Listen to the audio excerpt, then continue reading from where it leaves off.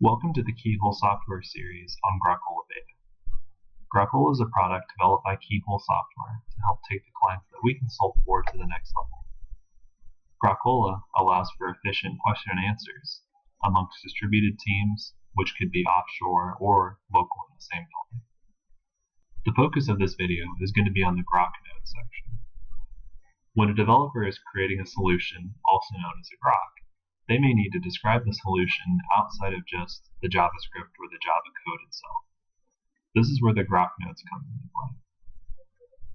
The syntax that Grok nodes support is similar to very popular websites like Wikipedia, so the syntax itself should be familiar to some of the developers. To see all of the syntactic options that Grok nodes supports, hover over the info icon just to the right of Grok nodes. In here, you'll see examples of all these different syntax options being used, and I'll use some of them just to illustrate their usage. The first is H1, which is short for heading level 1. This would be text that you put in that would describe a large section of a document, something like introduction, conclusion, things of that nature. The second option that I'll cover is the H2, which also stands, as you can probably guess, for heading level 2. These would be sort of subsections, things like step 1, step 2, step 3, step 4, that help break an H1 into multiple, smaller different parts that are easier to understand. The next one that I'll cover is the HTML paragraph.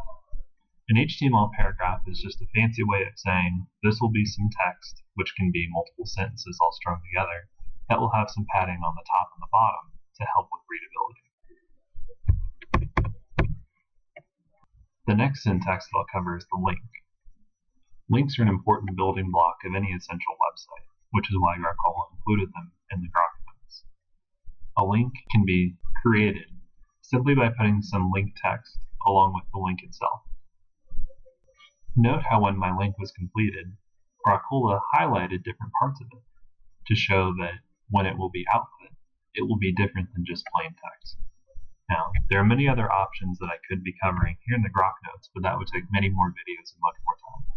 The essential part of this video, though, is to show that Grokkola's Grok nodes allows for developers to quickly stylize and use intuitive syntax to help describe their solution in a way that normal code just couldn't do by itself. Grokkola is flexible enough to allow for many different types of Grok nodes, and the easiest way to learn them is just to create a solution, think about how you would describe the solution, and figure out the corresponding syntax in Grok nodes. The time that's put into creating good Grok nodes gets paid off when a developer comes across the solution, is able to quickly digest it, and then is able to get back to what they came to Grokkola for.